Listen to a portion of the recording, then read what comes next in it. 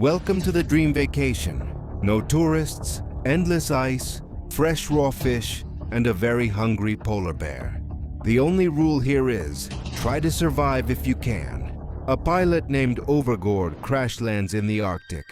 He is utterly alone in a massive icy wilderness. Trying to survive and hoping for rescue, he sets up an SOS signal, returns to his wrecked plane, and tries to fish, his only food source. He eats raw, unappetizing fish in his plane. He tries to use his emergency beacon but can't reach any rescue station. Despite this, the man does not lose hope of rescue. He wanders across the snowy ice of the Arctic, then returns to his airplane. Overgord sees that his feet are severely frostbitten and realizes he needs medical attention. He sleeps right on board, wrapped in a sleeping bag. The next day, he digs a small pit.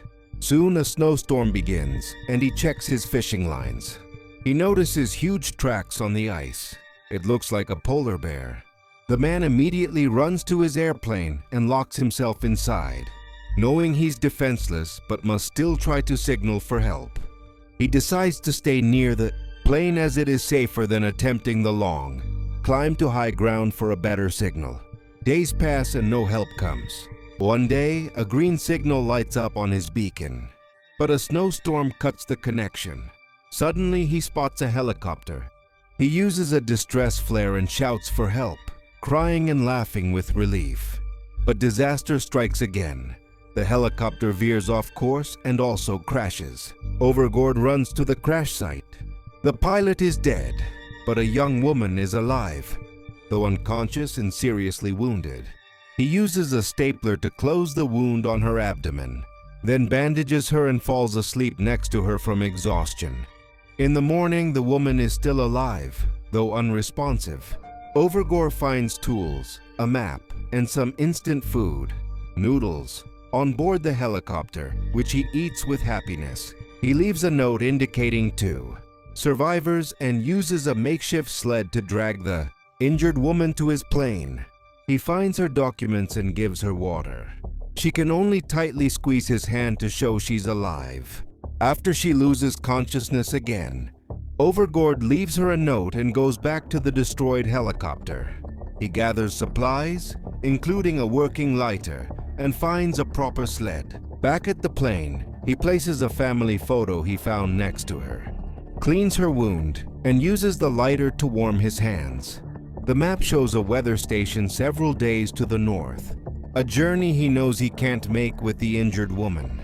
He catches a large fish, makes soup, and tries to feed the woman. A new day begins. Overgord tries to signal again, only silence. He cares for the woman, but she is not getting better.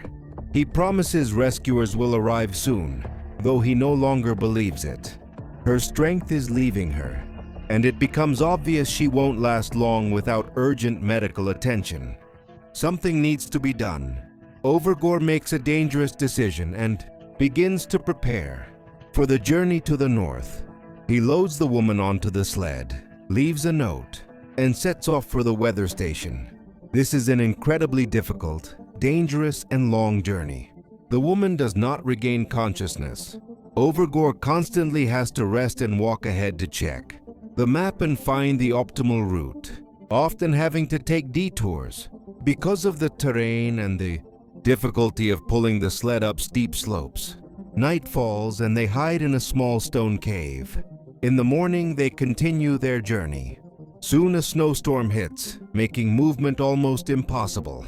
Overgord looks at the map with despair. The path is still very long, but he cannot give up. Exhausted, they find another stone cave at evening.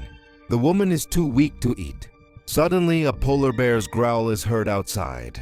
Overgord uses a distress flare to successfully scare the predator away, and it thankfully leaves. In the morning, he continues his journey. He sees his fingers are severely frostbitten. During a stop, he lights a fire to warm them both. The woman can no longer squeeze his hand, and he notices signs of severe infection and pneumonia. Convinced she won't survive, he places her family photo in her hand, silently says goodbye, and sets off alone. Just a minute later, he falls into an icy crevasse. He wakes up with a terrible open leg injury.